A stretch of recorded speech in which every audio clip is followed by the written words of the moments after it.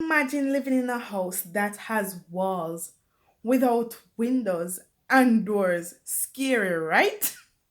Hi, my name is Felicia Rickett, and thank you so much for watching another video with us at Western STEM Academy. We totally appreciate you tuning in. Western STEM Academy is an online school that transforms the academic potential of students in grade 1 right up to grade 11. We focus on the holistic development of our students and prepare them for 21st century careers. And that's what we do at Western STEM Academy. You can join us if you are interested by signing up on our website at westernSTEMacademy.com. Now, today we're going to be talking about transport in cells. Now, if the cell were a house, then the plasma membrane would be the walls with windows and doors. Now, from that, you get the gist of it. That is very important for us to have windows and doors because we need to exit and we need to enter our houses, right? Imagine being trapped outside of your house because there are no windows or no doors, or you're trapped inside because there are no windows and no doors.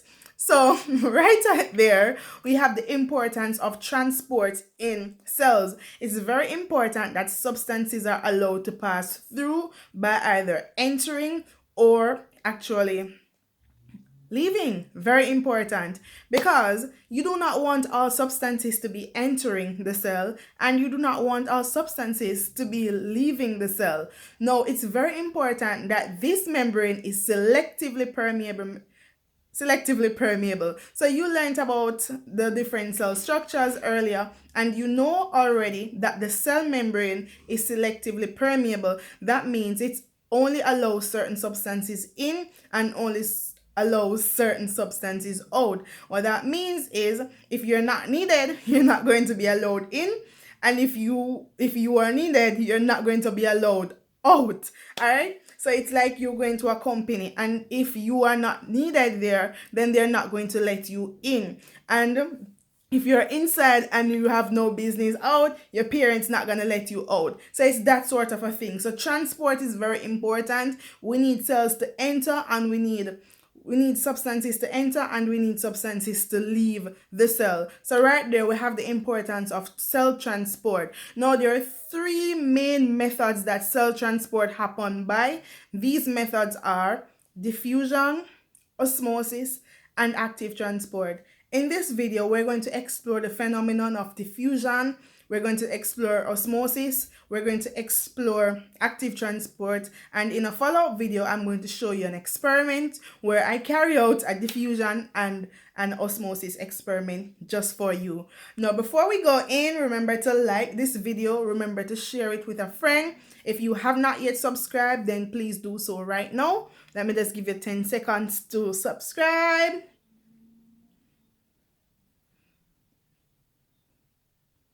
Thank you. No, thank you so much for subscribing. Let's dive in. Now, diffusion. What's diffusion? This big word, or probably not so big.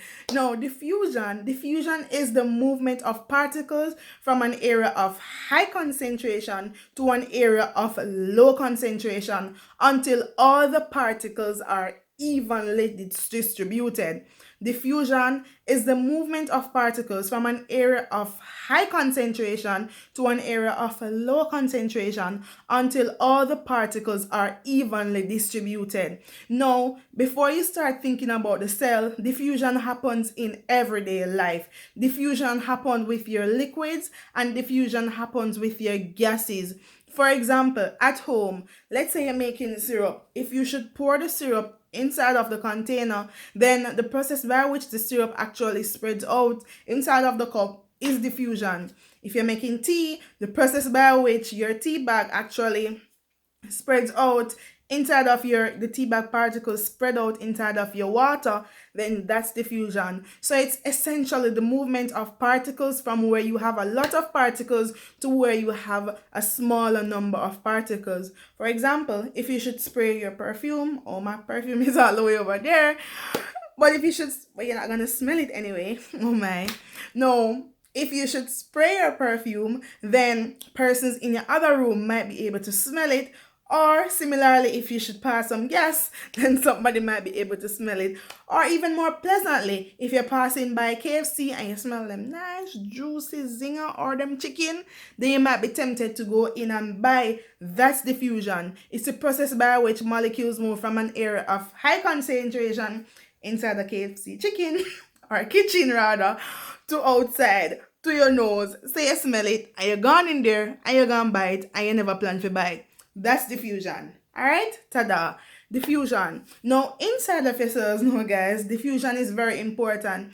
Now, there are times when we have a lot of particles, or we have, things that we need to transport. We have a lot there, but it needs to get inside of your cells. So diffusion actually occurs from an area where you have a lot to where you have little bit, so that it can be evenly distributed. So every little area can get some. Real life. Just hitting it right there. All right. So if you have any questions about diffusion, post it down below, but I'm going to be posting a follow-up video with a diffusion video, a diffusion experiment, so you can have it very plain just for you. Okay, my students? All right. Now, tying up nicely, and we're now at osmosis. Osmosis. Now, osmosis is actually a special type of diffusion. That's the first thing I want you to write down. That osmosis is a very special type of diffusion. Osmosis is a very special type of diffusion.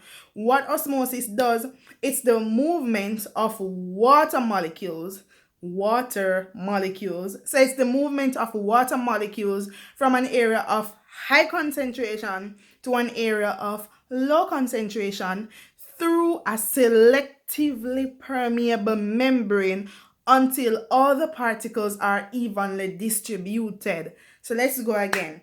Osmosis is the movement, it's the net movement rather, of water molecules from an area of high concentration, that's where you have a lot, to an area of low concentration, where you have a few, through a selectively permeable membrane until all the particles are evenly distributed.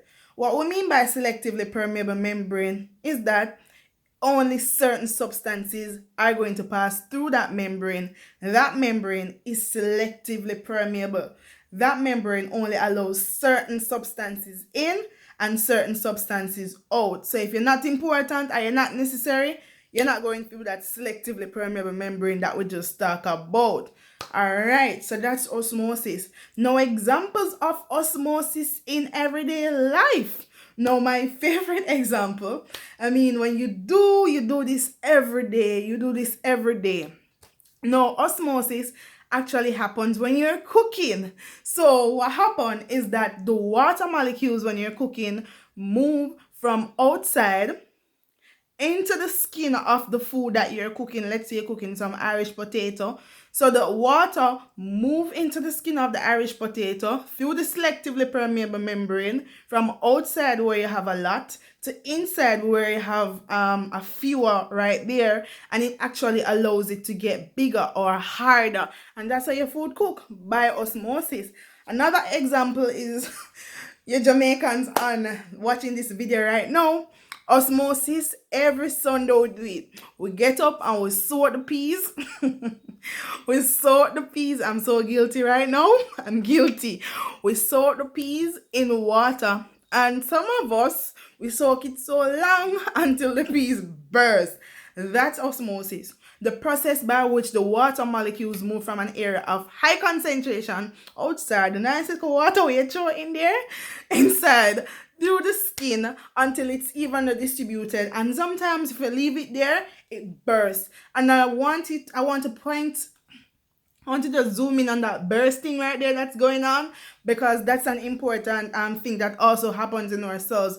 Our cells are able to actually get water inside of them, very important, through osmosis. However, we have very important processes such as our osmoregulation, homeostasis, etc. These processes help to regulate the amount of water that goes into our cells, because if we were to leave them there, then just like how the peas burst, some of us, our cells would have bursted. Not that it's gonna happen, because we have these wonderful body processes that we have going on right there. So that's what happened with osmosis. So osmosis is very important. You also make use of osmosis. My friends out there who put salt on their fruits, like salt in your June plum, salt on your cucumber, and you realize that water comes out or it brings out the flavor. That's also osmosis. Yes, that's osmosis. Very important. And another cute little example that I always tell people, you ever go to the let me not go there first. You ever wash your hand and then you realize that your hand like shrivel up? Probably if you look at mine, it kind of looks shriveled. But yes, that's osmosis. When you leave your hand in the water too much, osmosis are going with your hand. Trust me, it a happen with your hand. Or some of us, if you like to go to the beach or the river like me, more particularly the beach though, if you go to the beach, then when you go to the beach, you tend to realize that after a while of being in the salt water, you feel hungry. That's osmosis. If that has ever happened, just comment in the comment section and let us know what's going on right there. All right, in terms of you going to the beach and you feel hungry after, because that's osmosis, or you realize your hand shrivel up, that sort of a thing. Or another example, how could I forget? The people in country. Don't worry, I'm a country girl. The people in country, whenever we see or let me not say country, I mean the people who are, we're exposed to reptiles like frogs, we get our salt and we throw the salt on the either the snail or the frog, right? That's osmosis, because you're trying to allow the water to move from inside of the organism to outside. The salt now is gonna take it out because you're disturbing the concentration of water right there, and then all the water comes out and then you dehydrate the animal. So that's osmosis. I think I've given you a lot. Think about some and you can put them in your notebooks or put them in the comments and we'll explore them together. Now the next one, we don't usually do this at the grade 9 level, but for all my other non-grade 9 students watching or adults watching right now, active transport. Active transport is really the movement of molecules or ions. So it's really the movement of ions from an area of low concentration to an area of high concentration. So it's the opposite. So it's against a concentration gradient, and this requires